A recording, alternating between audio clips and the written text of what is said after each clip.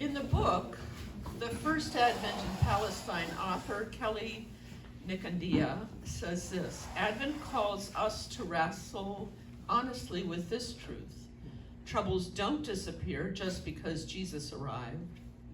The world is still harsh and riddled with injustice. The story today reminds us that Jesus and his family became refugees as they fled from the dictator's bloodthirsty desire to remain in power. Nikondeha goes on to say this: only a God who knows and shares our pain can ultimately transform it. God is with us even now.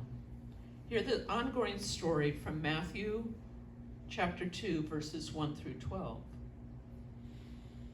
After Jesus' birth, which happened in Bethlehem of Judea, during the reign of Herod, astrologers from the east arrived in Jerusalem and asked, "Where is the newborn ruler of the Jews? We observed his star at its rising and have come to pay homage."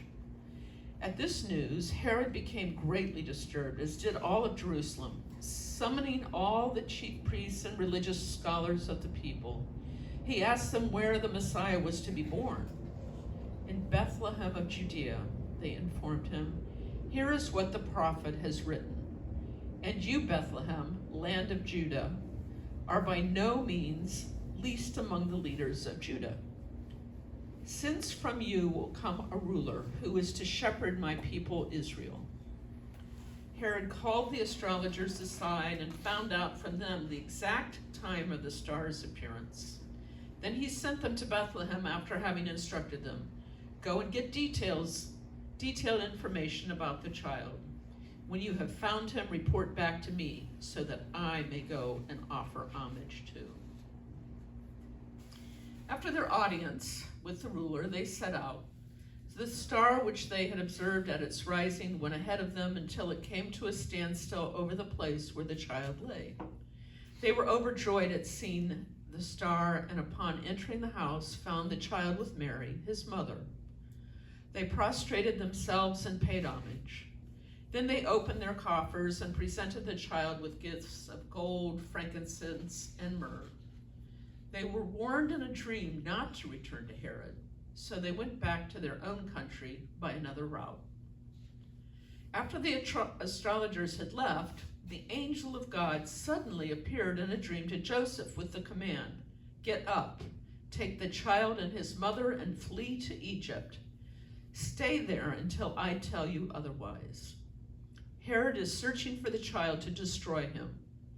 Joseph got up, awakened Jesus and Mary, and they left that night for Egypt. They stayed there until the death of Herod, to fulfill what God had said through the prophet, "Out of Egypt I have called my own." Herod became furious when he realized that the astrologers had outwitted him. He gave orders to kill all male children that were 2 years old and younger living in and around Bethlehem. The age of the children was based on the date Herod had learned from the astrologers. Then what was spoken through the prophet Jeremiah was fulfilled. A voice was heard in Ramah, sobbing and lamenting loudly. It was Rachel weeping for her children. She refused to be consoled, for they were no more. After Herod's death, the angel of God appeared in a dream to Joseph in Egypt with the command, "Get up, take the child and his mother and set out for the land of Israel. Those who had designs on the life of the child are dead." Joseph got up, awakened Jesus and Mary, and then returned to the land of Israel. Jesus heard, however, that Archelaus had succeeded Herod as a ruler of Judea, and Joseph was afraid to go back there. Instead, because of a warning received by Joseph in a dream, the family went to the region of Galilee. There they settled in a town called Nazareth. In this way, what was said through the prophets was fulfilled: "He will be called a Nazarene."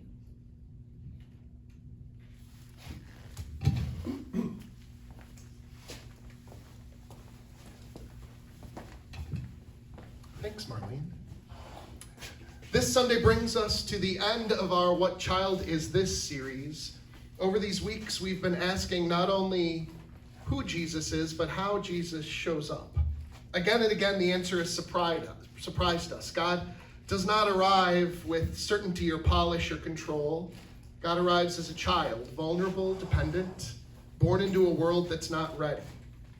And that tells us something important. If God chose to come into the world that way, then maybe we shouldn't be surprised when Christ continues to show up in places that feel unfinished or informal or unfamiliar. The heart of this series has been learning to see Christ in the other, in shepherds who were dismissed, in Mary, whose yes carried risk, in a baby who didn't fit anyone's expectations of power. The incarnation invites us to look again at who we overlook and where we assume God cannot be found. And that matters for us today because the world we're living in is different. We live in a world where people rarely sit in a room for an hour together doing something like this. Most of our communication happens in short bursts. It's visual, it's participatory, it's relational. People learn by doing, by touching, by talking, by being a part of something rather than watching it from a distance. Now that doesn't mean that people are shallow. It means that people are hungry for connection that feels authentic. One of the things I've been learning recently is that many people, especially younger people and families with kids, are not asking whether church is true. They're asking whether it's approachable, whether it feels safe to bring their whole selves, whether there's room for noise and questions and movements and messiness. We see this already in our own space. Families with kids sometimes walk through the doors, and when they see no other children around, sometimes they don't stay. I don't think it's because they don't like us or because they don't like what we're offering. It's because they're trying to imagine whether this is a place that their children can be children.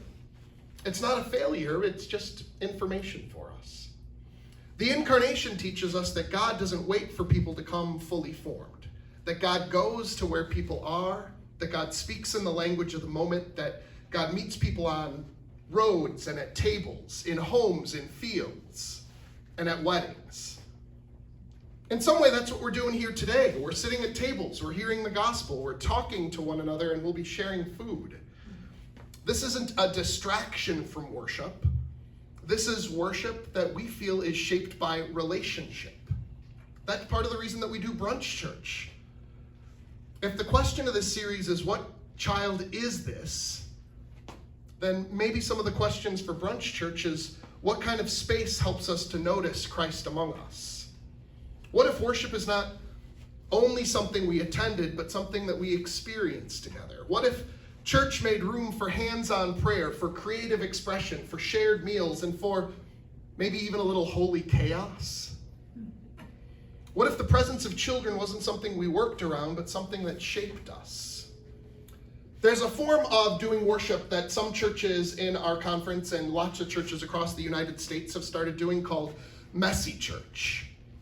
And some of us have begun to imagine this. It's not polished, it's not quiet, it's centered around food and creativity and storytelling and intergenerational community. It's designed especially for families with children, but in some way it has something to offer for all of us. And in the work that I've been doing around church growth, especially a church without any children currently here, which we can see there aren't any, there needs to be a message that children are welcome. And beyond that, an opportunity for families and children to connect with the people that are already here. This idea of messy church isn't about lowering any bar, it's about widening a door. At the heart of the same gospel we proclaim every week is that God is love. God comes near. Christ meets us in our ordinary lives. The difference isn't the message, it's the form.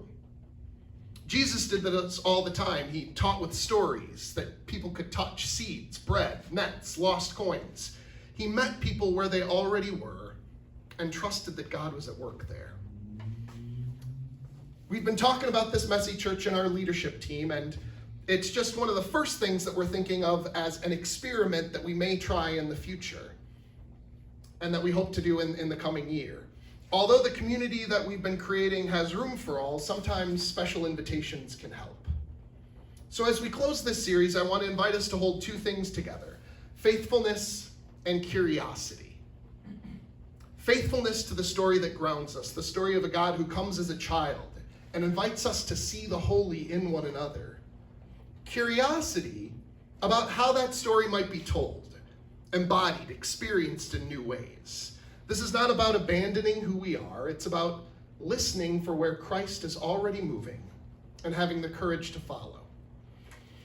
So at the table today, as we get our brunch and come back and talk, Christ is here in this conversation, in our laughter, in our questions, in the openness to imagining what might be possible as we say, what child is this?